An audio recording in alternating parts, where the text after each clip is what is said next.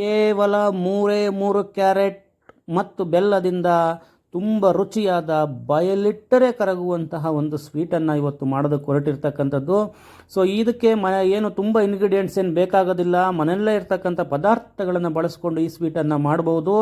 ಹೆಲ್ತಿಯಾಗಿರುತ್ತೆ, home made ಆಗಿರುತ್ತೆ. ಯಾವುದೇ ಬೇಕರಿಯ sweet ಇದ್ರ ಮುಂದೆ ಅವಶ್ಯಕತೆ ಇಲ್ಲ. ಮನೇಲಿರ್ತಕ್ಕಂಥ ಎಲ್ಲ ಮಕ್ಕಳಿಗೆ ದೊಡ್ಡವ್ರಿಗೆ ಎಲ್ಲರಿಗೂ ತುಂಬ ಇಷ್ಟ ಆಗುತ್ತೆ. ತುಂಬ ಸ್ಮೂತಾಗಿ ಬರುತ್ತೆ, ಟೇಸ್ಟ್ ಅಲ್ಟಿಮೇಟ್ ಆಗಿರುತ್ತೆ. ಯಾವುದು ಹೇಗೆ ಮಾಡ್ತಕ್ಕಂಥದ್ದು ತೋರಿಸ್ತೀನಿ, ನಿಮಗೂ ಇಷ್ಟ ಆಗುತ್ತೆ ನೋಡಿ, ನೀವು ಟ್ರೈ ಮಾಡಿ. ಹಾಯ್, ಹಲೋ, ನಮಸ್ತೆ, welcome to my channel. So ಇವತ್ತಿನ ರೆಸಿಪಿಗೆ ಬೇಕಾಗಿರ್ತಕ್ಕಂಥದ್ದು 3 ಕ್ಯಾರೆಟ್. ಸೊ ಆ 3 ಕ್ಯಾರೆಟ್ಗಳನ್ನು ತಗೊಂಡು ತರಕಾರಿ ಎರಿಯೋದನ್ನು ತೊಗೊಂಬಿಟ್ಟು ಅದನ್ನು ನೀಟಾಗಿ ಅದರ ಮೇಲ್ಭಾಗವನ್ನೆಲ್ಲವನ್ನು ಎರಿರಿ. ನೋಡಿ, ಈ ಥರ ನೀಟಾಗಿ ಕ್ಲೀನ್ ಮಾಡ್ಕೋಬೇಕು. ನೋಡಿ, ಈ ಥರ ಎರೆದ್ಬಿಟ್ಟು ನೀಟಾಗಿ ಅದನ್ನು ರೆಡಿ ಮಾಡ್ಕೊಳ್ಳಿ. 3 ಕ್ಯಾರೆಟು ಅದರ ಹಿಂಭಾಗ ಮುಂಭಾಗವನ್ನು ಕಟ್ ಮಾಡ್ಕೊಳ್ಳಿ. ಕಟ್ ಮಾಡ್ಕೊಂಬಿಟ್ಟು ಅವುಗಳನ್ನು ನೀಟಾಗಿ ನೀರಲ್ಲಿ ವಾಶ್ ಮಾಡ್ಕೊಂಡು ಇಟ್ಕೊಳ್ಳಿ. ವಾಶ್ ಮಾಡಿಕೊಂಡು ಮಿಕ್ಸಿಗೆ ಹಾಕೋದ್ರಿಂದ ನಾವು ಪೀಸ್ ಮಾಡ್ಕೊಳ್ಳಿ. ತುರಿಯೋದ ಅವಶ್ಯಕತೆ ಇಲ್ಲ. ಇದು ಹಲ್ವಾ ಅಲ್ಲ, ಇದರ ನಮಗೆ ರಸ ಇದ್ರದ್ದು ಇಂಪಾರ್ಟೆಂಟು ನಮಗೆ. ಸೊ ಅದರಿಂದ ನೀಟಾಗಿ ದೊಡ್ಡ ಪೀಸ್ ಆದರೂ ಚಿಕ್ಕ ಪೀಸ್ ಆದರೂ ಯಾವ ಥರ ಬೇಕಾದ್ರೂ ಮಾಡ್ಕೊಳ್ಳಿ. ನೀಟಾಗಿ ಮಿಕ್ಸಿಗೆ ಹಾಕಿ ರುಬ್ಕೊಳ್ಳಿ. ನೋಡಿ, ಈ ಥರ ನಾವು ದೊಡ್ಡ ಪೀಸಾಗಿ ಮಾಡ್ಕೊಂಡಿದ್ದೀವಿ. ನೋಡಿ, ಇಷ್ಟು ಕಂಪ್ಲೀಟಾಗಿ ಇಷ್ಟು ಪೀಸ್ಗಳಾಗಿದ್ದಾವೆ ನಮಗೆ. ನೋಡಿ, ಈ ಥರ ದೊಡ್ಡ ಪೀಸ್ ಆದ್ರೂ ಮಾಡ್ಕೋಬೋದು ನೀವು. ನೋಡಿ, ಈ ಥರ ಪೀಸ್ ಆಗಿದೆ ಕಂಪ್ಲೀಟ್. ಒಂದು ಬೌಲು ನಮಗೆ 3 ಕ್ಯಾರೆಟಿಂದ ಸಿಕ್ಕಿರ್ತಕ್ಕಂಥದ್ದು. ಸೊ ಇದನ್ನು ಒಂದು ಮಿಕ್ಸಿಗೆ ಹಾಕ್ಕೊಳ್ಳಿ. ಜಾರ್ ತೊಗೊಂಡು ಅಷ್ಟು ಹಾಕ್ಕೊಂಡು ಒಂದು ಗ್ಲಾಸು ತುಂಬ ನೀರು ಹಾಕ್ಕೊಂಡು ಚೆನ್ನಾಗಿ ರುಬ್ಕೊಳ್ಳಿ. ನುಣ್ಣಗೆ ಹಾಕ್ಬೇಕದು. ಚೆನ್ನಾಗಿ ನುಣ್ಣಗೆ ರುಬ್ಕೊಂಡು ಒಂದು ಜಾಲರಿಯ ಸಹಾಯದಿಂದ ಅದನ್ನು ಆ ರಸವನ್ನೆಲ್ಲ ತಕ್ಕೊಳ್ಳಿ. ಈ ಥರ ಸ್ಪೂನಲ್ಲಿ ಪ್ರೆಸ್ ಮಾಡಿಕೊಂಡು ನೋಡಿ, ಈ ಥರ ನಾವು ಸ್ಪೂನಲ್ಲಿ ಪ್ರೆಸ್ ಮಾಡಿಕೊಂಡು ಏನು ಮಾಡ್ತಾಯಿದ್ದೀವಿ, ಆ ರಸವನ್ನು ತಕ್ಕೊಳ್ತಾ ಇದ್ದೀನಿ. ನೋಡಿ, ಈ ಥರ ಒಂದು ಬೌಲಿಗೆ ಆ ಒಂದು ರಸವನ್ನೆಲ್ಲವನ್ನು ತಕ್ಕೊಳ್ತಾ ಇದ್ದೀನಿ. ನೀಟಾಗಿ ಪ್ರೆಸ್ ಮಾಡಿ, ಎಲ್ಲದು ರಸ ಎಲ್ಲ ಬಿಟ್ಕೊಳುತ್ತೆ. ಸೊ ನೋಡಿ, ಈ ಥರ ತಕ್ಕೊಳ್ಳಿ. ಮಿಕ್ಸಿ ಜಾರ್ನಲ್ಲಿರ್ತಕ್ಕಂಥ ಎಲ್ಲ ಪೇಸ್ಟನ್ನು ಇದೇ ಥರ ಮಾಡ್ಕೊಳ್ಳಿ. ಸ್ವಲ್ಪನೇ ನೀಟಾಗಿ ಆವಾಗ ಎಲ್ಲ ರಸನೂ ಸಹ ನಮಗೆ ಸಿಗುತ್ತೆ. ತಿರುಳು ಸಿಗುತ್ತಲ್ಲ, ಮತ್ತೆ ಅದನ್ನು ಮಿಕ್ಸಿಯ ಜಾರ್ಗೆ ಹಾಕಿ ಅದಕ್ಕೆ ಅರ್ಧ ಲೋಟ ನೀರು ಹಾಕಿ ಮತ್ತೆ ಸಾಕು. ಆ ನಂತರದಲ್ಲಿ ಅದನ್ನು ಮಿಕ್ಸಿಗೆ ಹಾಕಿ ತಗೊಂಡು ಮತ್ತೆ ಅದನ್ನು ಏನು ಮಾಡಬೇಕು, ನೀವು ಚೆನ್ನಾಗಿ ಇಂಟ್ಕೋಬೇಕು.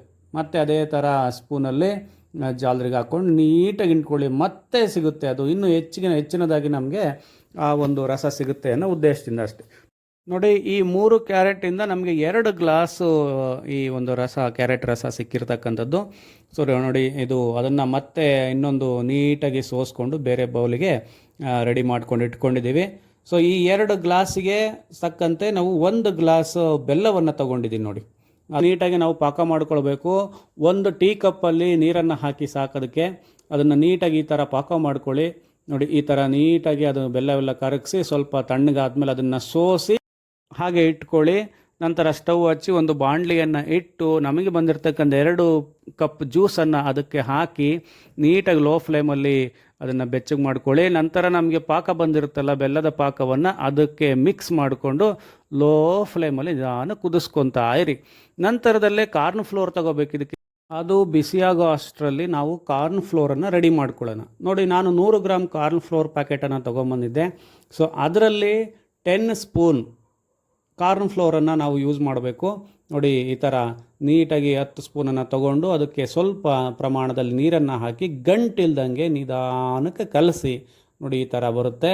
ಸೊ ಇದನ್ನು ನಂತರ ಆ ಒಂದು ಬಾಣಲಿನಲ್ಲಿ ಹಾಕಿ ಮಿಕ್ಸ್ ಮಾಡಬೇಕು. ನೋಡಿ, ಈ ಥರ ನಿಧಾನವಾಗಿ ಅದನ್ನು ಮಿಕ್ಸ್ ಮಾಡಿ ನಿಧಾನವಾಗಿ ಕೈ ಆಡ್ತಾನೇ ಇರಬೇಕು, ಇಲ್ಲಾಂದರೆ ಇದು ತಳ ಹಿಡಿಯುತ್ತೆ. ನಿಧಾನವಾಗಿ ಲೋ ಫ್ಲೇಮಲ್ಲಿ ಇದನ್ನು ಬೆಚ್ಚಗೆ ಮಾಡಿ ನಂತರ ಮೀಡಿಯಮ್ ಫ್ಲೇಮಲ್ಲೇ ಇಟ್ಕೊಂಡು ಅದನ್ನು ನೀಟಾಗಿ ಕೈ ಆಡ್ತಾ ಹೋಗಬೇಕು. ಯಾವುದೇ ಕಾರಣಕ್ಕೂ ನಿಲ್ಸೋಕೆ ಹೋಗ್ಬೇಡಿ. ನೋಡಿ, ಈ ಥರ ಅದು ನಿಧಾನಕ್ಕೆ ಗಟ್ಟಿ ಆಗ್ತಾ ಹೋಗುತ್ತೆ. ನೋಡಿ, ಈ ಥರ ಕೈ ಆಡಿ ನೋಡಿ, ಈ ಥರ ಬರ್ತಾ ಇದೆ ತೀರಾ ಅದು ಹೋಗ್ತಾ ಪಾಕದ ಥರನೇ ಆಗ್ತಾಯಿದೆ. ಗಟ್ಟಿಯಾಗುತ್ತೆ. ಜಾಸ್ತಿ ಹೀಟ್ ಕೊಡಬೇಡಿ, ನಿಧಾನಕ್ಕೆ ಮೀಡಿಯಮ್ ಫ್ಲೇಮಲ್ಲೇ ಅದನ್ನು ಒಂದು 5 ನಿಮಿಷ ಆದರೂ ನೀವೇನು ಮಾಡಬೇಕು, ಇದನ್ನು ಮೀಡಿಯಮ್ ಫ್ಲೇಮಲ್ಲೇ ಬೆಚ್ಚಗೆ ಮಾಡ್ಕೊಳ್ಬೇಕು. ನೋಡಿ, ಈ ಥರ ಬರ್ತಾ ಇದೆ, ನೋಡಿ ಕುದೀತಾ ಇದೆ ನೋಡಿ ಆಲ್ರೆಡಿ. ಸೊ ಇದಕ್ಕೆ 2 ಸ್ಪೂನು ನಾವು ತುಪ್ಪವನ್ನು ಯೂಸ್ ಮಾಡಿದ್ದಂಥದ್ದು. 2ರಿಂದ 3 ಸ್ಪೂನ್ ಯೂಸ್ ಮಾಡ್ಬೋದು. 2 ಸ್ಪೂನ್ ಯೂಸ್ ಮಾಡಿದ್ದೀನಿ. ನಿಧಾನವಾಗಿ ಕೈ ಆಡ್ತಾ ಇರಿ. ಮೀಡಿಯಮ್ ಫ್ಲೇಮಲ್ಲೇ ಇಟ್ಕೊಂಡು ನೀವು ಆ ಒಂದು ಸ್ವೀಟನ್ನು ಮಾಡಬೇಕು. ನೋಡಿ, ಈ ಥರ ಅದು ರೆಡಿ ಆಗ್ತಾ ಇರುತ್ತೆ. ಅದಕ್ಕೆ ಒಂದು ಚಿಕ್ಕ ಸ್ಪೂನ್ ಆದರೆ ಒಂದು ಚಿಕ್ಕ ಸ್ಪೂನಲ್ಲಿ ಏಲಕ್ಕಿ ಪುಡಿಯನ್ನು ಹಾಕಿ, ದೊಡ್ಡ ಸ್ಪೂನ್ ಆದರೆ ಅರ್ಧ ಹಾಕಿ ನೋಡಿ, ಒಳ್ಳೆ ಟೇಸ್ಟ್ ಕೊಡುತ್ತೆ, ಒಳ್ಳೆ ಸ್ಮೆಲ್ಲು ಸಹ ಬರುತ್ತೆ. ಚೆನ್ನಾಗಿ ಮಿಕ್ಸ್ ಮಾಡಿ ಒಂದು ಕುದಿ ಬಂದ ಮೇಲೆ ಆಫ್ ಮಾಡಿ, ಆ ನಂತರದಲ್ಲಿ ಬಿಸಿ ಇದ್ದಾಗಲೇ ಒಂದು ಟ್ರೇಗೆ ನೀವು ಅದನ್ನು ಡಂಪ್ ಮಾಡಬೇಕಾಗುತ್ತೆ. ನೋಡಿ, ನಿಮ್ಮ ಮನೇಲಿರ್ತಕ್ಕಂಥ ಒಂದು ತಟ್ಟೆ ಆಗ್ಬೋದು, ಟ್ರೇ ಆಗ್ಬೋದು, ಯಾವ್ದು ಬೇಕನ್ನೋ ತೊಗೊಳ್ಳಿ. ನಾನಿಲ್ಲಿ ಒಂದು ಟ್ರೇನ ತೊಗೊಂಡು ಅದಕ್ಕೆ ತಳಕ್ಕೆ ತುಪ್ಪವನ್ನು ಹಚ್ತಾ ಇದ್ದೀನಿ, ಅಂಟಬಾರ್ದು ಅನ್ನೋ ಒಂದು ಉದ್ದೇಶದಿಂದ. ನೋಡಿ, ಈ ಥರ ತುಪ್ಪವನ್ನು ಸವರ್ಬಿಟ್ಟು ಸೊ ಅದನ್ನು ಆಗಿರ್ತಕ್ಕಂಥ ಸ್ವೀಟನ್ನು ಅದಕ್ಕೆ ಸಂಪೂರ್ಣವಾಗಿ ಅದಕ್ಕೆ ಹಾಕಬೇಕೀಗ. ನೋಡಿ, ಚೆನ್ನಾಗಿ ಕುದಿಸಿ ಆದಮೇಲೆ ನೋಡಿ ಈ ಥರ ಫೈನಲಿ ಬಂದಿದೆ. ಸೊ ಇದನ್ನು ಈಗ ಆ ಟ್ರೇಗೆ ಡಂಪ್ ಮಾಡಬೇಕೀಗ. ನೋಡಿ, ಈ ಥರ ನಿಧಾನಕ್ಕೆ ಕೈ ಆಡ್ತಾ ಇರಬೇಕು, ಇಲ್ಲಾಂದರೆ ಗಂಟಾಗುತ್ತೆ, ಇಲ್ಲಾಂದರೆ ತಳ ಹಿಡಿಯುತ್ತೆ, ಅವೆರಡೇ ಆಗೋದಿದ್ರಾಗೆ. ನೋಡಿ, ಈ ಥರ ಆ ತುಪ್ಪ ಹಚ್ಚಿರ್ತಕ್ಕಂಥ ಒಂದು ಟ್ರೇಗೆ ನಾನು ಎಲ್ಲವನ್ನು ಹಾಕ್ತಾಯಿದ್ದೀನಿ. ನೋಡಿ, ಬಿಸಿ ಇದ್ದಾಗಲೇ ಆ ಟ್ರೇಗೆ ಪೂರ್ತಿಯಾಗಿ ಡಂಪ್ ಮಾಡಿಬಿಡಿ. ನೋಡಿ, ಈ ಥರ ನಾವು ಸಹ ಮಾಡಿವಿ. ಆಮೇಲೆ ಅದ್ರ ಮೇಲ್ಭಾಗಕ್ಕೆ ಗೋಡಂಬಿ ಮತ್ತು ಬಾದಾಮಿಯನ್ನು ಹಚ್ಚಾದರೂ ಹಾಕ್ಬೋದು, ಇಲ್ಲ ತುರ್ಕೊಂಡಾದರೂ ಹಾಕ್ಬೋದು. ಒಂಥರ ಟೇಸ್ಟು ಚೆನ್ನಾಗಿರುತ್ತೆ, ಲುಕ್ಕಾಗಲಿ ಚೆನ್ನಾಗಿ ಕಾಣುತ್ತೆ ಅನ್ನೋ ಉದ್ದೇಶದಿಂದ ಅಷ್ಟೇ. ಬೇಕಾದರೆ ಸ್ಕಿಪ್ ಮಾಡ್ಬೋದೇನು ತೊಂದರೆ ಇಲ್ಲ. ನೋಡಿ, ಫೈನಲಿ ಈ ಥರ ಒಂದು ಟ್ರೇ ತುಂಬ ಒಂದು ಸ್ವೀಟು ರೆಡಿಯಾಗಿದೆ. ಮಿನಿಮಮ್ 1 ಅವರ್ ಆದರೂ ಬೇಕು ತಣ್ಣಗಾಗೋದಕ್ಕೆ. ತಣ್ಣಗಾದ್ಮೇಲೆ ನೋಡಿ ಎಷ್ಟು ಸ್ಮೂತಾಗಿ ಬಂದಿದೆ. ನೋಡಿ, ಬೆರಳಿಟ್ರೆ ಸಾಕು, ಹಾಗೆ ಪ್ರೆಸ್ ಮಾಡ್ತಾ ಇದ್ರೆ ಗೊತ್ತಾಗುತ್ತೆ ಯಾವ ಥರ ಸ್ಮೂತಾಗಿ ಬಂದಿದೆ ಅಂತ. ಆ ನಂತರದಲ್ಲಿ ಮತ್ತೊಂದು ಪ್ಲೇಟಿಗೆ ಅದನ್ನು ಟ್ರೈನಿಂದ ತಕ್ಕೊಂಡು ಅದನ್ನು ಪೀಸ್ ಮಾಡಬೇಕೀಗ. ನೋಡಿ, ಈ ಥರ ನಾನು ಬೇರೆ ಪ್ಲೇಟಿಗೆ ಅದನ್ನು ಡಂಪ್ ಮಾಡ್ಕೊಂಡು ತಕ್ಕೊಂಡಿದ್ದೀನಿ. ಈಗ ನೋಡಿ, ಕಟ್ ಮಾಡ್ತಾ ಇದ್ದೀನಿ. ಎಷ್ಟು ಸ್ಮೂತಾಗಿ ಕಟ್ ಆಗ್ತಾ ಇದೆ ನೋಡಿ.